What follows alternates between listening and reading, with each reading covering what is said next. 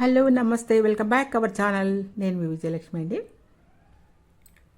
ఈరోజు పాయా సూప్ని అయితే మీకు నేను చేసి చూపిస్తానండి. పాయ అంటే గోట్ లెగ్స్ అండి. వాటితో సూప్ ఎలా చేయాలి అనేది ఎక్సలెంట్గా అయితే మీకు నేను చేసి చూపిస్తాను. పక్కా కొలతలతో మీరు ఇదే గుర్తుపెట్టుకున్నారనుకోండి, సూపర్గా ఉండే సూప్ అయితే మీరు తింటారనమాట. చూడండి ఒక్కసారి నేను ఏ విధంగా చేస్తున్నాను. వెల్కమ్ బ్యాక్ విఎల్ వంటలు. నేను మీ విజయలక్ష్మి అండి. అయితే నేను ఇప్పుడు చేసేది మాత్రం మీరు తప్పకుండా నచ్చుద్ది మీ అందరికి కూడా. చాలామంది కూడా పాయ అంటే చాలామంది ఇష్టపడతారు. అది చపాతీలో కానీ రోటీ దేంట్లో అయినా సరే అనమాట, దేంట్లో అయినా తింటారు. అది మనం పులావలో కూడా తినొచ్చండి, మామూలుగా దమ్ బిర్యానీ ఏదైనా బిర్యానీస్లో. ఇప్పుడు ఏ విధంగా తయారు చేయలేదని మీకు చూపిస్తాను. ఇదిగోండి, ఇది గోట్ లెగ్స్ అనమాట, వీటిని పాయ అంటారు. వీటిని తీసుకోండి. వీటిని ఎలా క్లీన్ చేయాలి? కత్తితో కొంచెం పైన బ్లాక్ బాగా ఉంటుంది, ఆ భాగాన్ని ఇలా గీకితే పోతుందండి, మసి అన్నమాట. కాలుస్తారు వీటిని.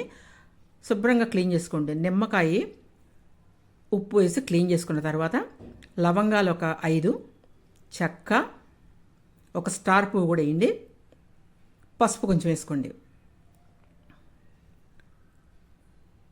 ఒక మరాఠీ మొగ్గు కూడా ఉంటే వేసుకోండి. ఉల్లిపాయ కంపల్సరీగా ఒక పెద్ద ఉల్లిపాయ కోసి వేయండి.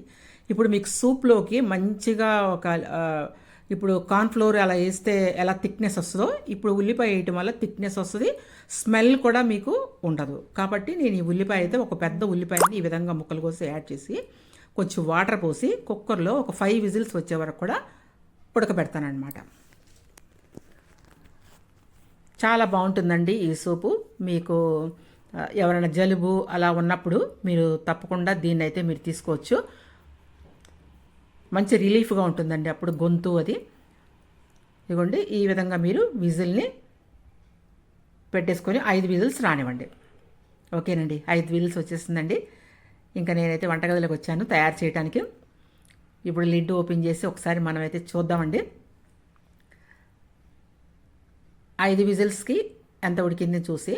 తర్వాత మళ్ళీ మనం కర్రీ వండుకున్న తర్వాత కూడా విజిల్స్ వేయాల్సిన అవసరం ఉంటుంది. అది ఎన్ని రావాలి అనేది కూడా మీకు నేను చెప్తాను. చూసారు కదా, 5 విజిల్స్ వచ్చిన తర్వాత చక్కగా పొంగకుండా బాగా ఉడికిపోయి ఉందండి. ఇప్పుడు ఎంత ఉడికితే దాంట్లో నుంచి మీకు ఆ జ్యూస్ అయితే బయటకు వస్తుంది అనమాట. బోన్స్లో అనేది మీకు బయటకు రావాలి, మూలిగలో ఉన్నది బయటకు రావాలి. మీకు అది ఆ లిక్విడ్లోకి వచ్చేసేయాలన్నమాట. ఇదిగోండి, 5 సార్లు చేయించేసాం. ఇంకొచ్చేసేయండి. మనమైతే ఇప్పుడైతే ప్రిపేర్ చేసుకుందాం అండి. పాయ ఉడికిపోయిన ముక్కలు ఇవి. ఇప్పుడు ఈ ముక్కల్ని వేరే గిన్నెలోకి మనం షిఫ్ట్ చేసుకుందామండి. షిఫ్ట్ చేసుకొని మళ్ళీ ఇదే కుక్కర్లో చేసుకుందాం మనం. లేదా వేరే కుక్కర్ మీ దగ్గర ఉంటే మాత్రం పెట్టుకోండి. నేనైతే అది వేరే గిన్నెలు వేసేసి ఈ విధంగా అదే కుక్కర్ని క్లీన్ చేసుకొని పెట్టుకున్నాను. ఆయిల్ వచ్చేసి ఒక 6 టేబుల్ స్పూన్ వరకు ఫుల్గా పోసేసానండి. ఎక్కువ అవసరం లేదండి. ఈ పాయా సూప్కి ఎక్కువ మీకు నూనె పట్టదు. నూనె ఎక్కువ వేసామనుకోండి మీకు సూప్ మీద టేల్ ఉంటుంది. అందువల్ల 5 వేసిన తర్వాత ఒక మరాఠీ మొగ్గు వేసుకోండి, చెక్క వేసుకోండి, లవంగా వేసుకోండి,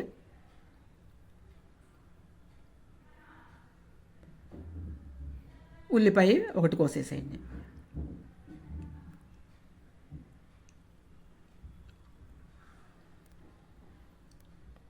ఏం జరిగింది చూసారు కదా, ఇప్పుడు చెయ్యి జారింది. చెయ్యి అప్పుడప్పుడు మనకు తెలియకుండానే మన చెయ్యి జారిపోతూ ఉంటుంది. అలాగే మాట అనేది కూడా మనకు తెలిసి జారిద్దండి. మాట పొదుపుగా పెట్టుకోవటం మనం నేర్చుకుందామండి. ఇతరులని దూషించడం మానుకుందాం. మన మాట మన మన యొక్క నడవడికని తెలియజేస్తుందండి. మనం ఒకళ్ళని ఊరికినే మనం అన్నాం అనుకోండి, ఆ మాట వాళ్ళు మర్చిపోరు. అది జీవితకాలం గుర్తుపెట్టుకొని ఉండటం మనకు అవసరం అంటారా? కానీ మాట పొదుపుగా వాడుకోండి. మాట మంచిగా మాట్లాడటం నేర్చుకోండి. నోరు మంచిదైతే ఊరు మంచిదైతే అంటారు కదా, అది. ఇప్పుడు ఇదంతా ఎన్ని చెప్పారంటే గిన్నె జారిందని. ఓకేనా? ఇప్పుడైతే మాత్రం మీరు ఒక ఉల్లిపాయ వేసుకున్నారు, పచ్చిమిరకాయలు ఒక 3 వేసుకున్నారు, బే లీవ్ కూడా వేసుకున్నారండి ముందు. అల్లం వెల్లుల్లి పేస్ట్ అయితే 1 టేబుల్ స్పూన్ వరకు వేసుకున్నాం. ఇది ధనియాల పౌడర్,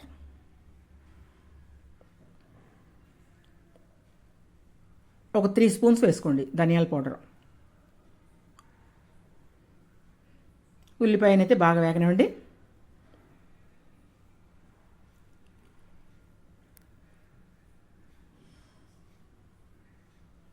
ఇట్లా బాగా వేగిన తర్వాత ఉల్లిపాయలు కొంచెం కలర్ చేంజ్ అయిన తర్వాత మెత్తబడిన తర్వాత మీరు పెట్టుకున్నాం కదా 5 విజిల్స్ వచ్చే వరకు కూడా ఆ పాయ ముక్కల్ని దీంట్లో యాడ్ చేసుకుందాం. చూసారు కదా ఆల్మోస్ట్ ఆల్ ఉడికిపోయినాయి మనకి. ఈ సూప్లోకి దాంట్లో బోన్స్లో ఉన్నదంతా బయటకు వచ్చేస్తుందండి. అదే సూప్ అనమాట. ఇవ్వండి. ఇప్పుడు సాల్ట్ 1 టేబుల్ స్పూన్ వేసుకోండి. మనం ఉడకబెట్టేటప్పుడు సాల్ట్ వేయలేదండి, గుర్తుపెట్టుకోండి. అసలు ఎటువంటి సాల్ట్లు వేయలేదు, మనం ఇప్పుడే వేస్తున్నాం. 1.5 టేబుల్ స్పూన్ కారం వేసుకుందామండి. దీంట్లో మిరియాల పొడి కూడా మనం వేస్తాం. ఇదేంటంటే జాజికాయ ముక్క అండి, దీన్ని పౌడర్ చేసుకొని యాడ్ చేసుకుందామండి.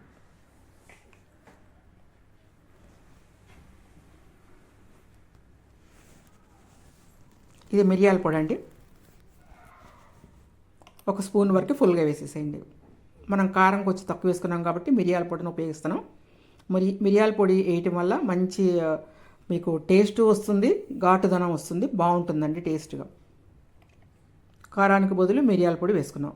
వాటర్ వేడి నీళ్ళండి, ఇవి కాసిన నీళ్ళు అనమాట. నేను దాంట్లో కాసుకున్నాను. అది 1 లీటర్ ఉంటుందండి, అది కాసేది. ఆ ఫుల్ లీటర్ నీళ్ళు పోసేసాను. వాటర్ బాయిల్ చేసేది ఉంటుంది కదా, అది 1 లీటర్ ఉంటుందండి. లీటర్ పట్టిద్ది. లీటర్ కూడా నేను వేడి చేసుకున్నాను. ఆ వేడి నీళ్ళు మొత్తం లీటర్ పోసేసాను. ఇంకొక గ్లాస్ కూడా పోస్తానండి. మీరు ఎంత నీళ్లు పోస్తే మీకు సూపు అంత వస్తుందన్నమాట. మీకు సూప్ కావాలి, సూప్ తాగాలి, జలుబు దగ్గు ఉన్నవాళ్ళు సూప్ తాగుతారు, చాలామంది తాగుతారు. అసలు ఆ సూప్తో మీరు చపాతీ నంచుకొని తింటే అద్భుతంగా ఉంటుందండి. కాబట్టి నేను 1 లీటర్ నీళ్లు పోసాను. ఆ తర్వాత 1 పెద్ద గ్లాస్ వాటర్ కూడా పోసేసాను. మిరియాల పొడి కూడా వేసుకున్నాను. మనం చేసి పెట్టుకున్న జాజికాయ పౌడర్ వేసాను. కొంచెం చెక్క లవంగా పౌడర్ కూడా వేసాను అనమాట, గరం మసాలా పౌడర్. ఇప్పుడు మనం కొత్తిమీర కూడా 2 గుప్పుళ్ళ వరకు వేసుకొని లిడ్ క్లోజ్ చేసేద్దామండి. ఉడికిపోతుంది చూసారా, లిడ్ క్లోజ్ చేసేయండి. ఇందాక మనం 5 విజిల్స్ వేయించాం, గుర్తుంది కదా మీకు. ఇప్పుడు మీరు దీన్ని 8 విజిల్స్ వచ్చే వరకు వేయించండి. 8, 9, 10 వరకు వేయించుకోవచ్చండి. 10 వరకు మీరు విజిల్స్ వేయించుకోవచ్చు. అసలు ఆ బోన్స్లో ఉన్నదంతా దిగి సూప్ అయితే ఎక్సలెంట్గా తయారవుతుంది. దీన్నే సూప్ అంటారండి. మనం చిక్కదనం కోసం 1 పెద్ద ఉల్లిపాయను కూడా కోసేసాం మనం ఉడకబెట్టేటప్పుడు. దాంట్లోనే మసాలాస్ అన్నీ ఉన్నాయి. అసలు అరోమా, టేస్ట్ ఈ విధంగా పక్కాగా మీరు చేసుకోవాలి, తినాలి. హోటల్తో నాకు సంబంధం లేదండి. నా పద్ధతిలో పక్కాగా మీకు ఎలా వండాలి అనేది, మీకు వండితే పక్కా టేస్ట్ ఎలా వస్తుంది అనేది మీకు నేను నేర్పించానండి. తప్పకుండా అందరూ ఈ విధంగా చేసుకొని టేస్ట్ చూసి ఏ విధంగా వచ్చింది అనేది నాకైతే కమెంట్ చేసి చెప్పండి. చూసారు కదా, మీకు సూపు చాలా ఉంది కదా. ఈ సూప్తో మీరు అన్నం వేసుకొని చారులాగా చక్కగా తినొచ్చండి. జలుబు దగ్గు ఏమన్నా సరే పటాపంచులు అయిపోద్దండి. అంత బాగుంటుందన్నమాట. మీకు నచ్చిద్దండి. మీకు చూస్తే కంటే తింటే బాగా నచ్చిద్దని నాకు తెలుసు. ఇంకా మళ్ళీ కొత్తిమీరతో కొంచెం అయితే పైన గార్నిష్ చేసుకోండి.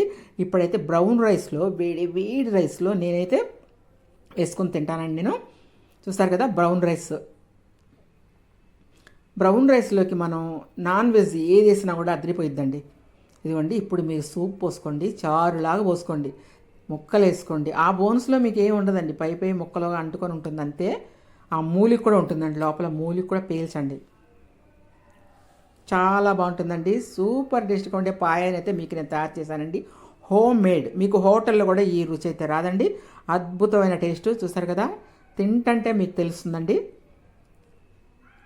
చాలా చాలా బాగా ఉండే మీకు పాయాన్ని అయితే నేను తయారు చేసి చూపించాను. మీకు నచ్చిందా?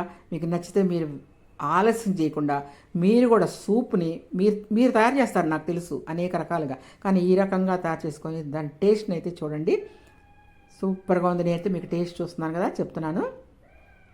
ఆ బోన్స్ మీద కొంచెం ఉంటుందండి, మటన్ ఉండకుండా ఉంటుంది. మీకు సరిపోతుంది ఆ మటను. కానీ ఆ సూప్ వల్ల ఉట్టి సూప్ వేసుకొని మీరు చపాతీలు కాల్చుకొని, పుల్కాలు కాల్చుకొని నంచుకొని తినండి. సూపర్గా ఉంటుందండి. ఇంకెందుకండి ఆలస్యం, మీరు కూడా తయారు చేసుకోండి. Thank you watching my video.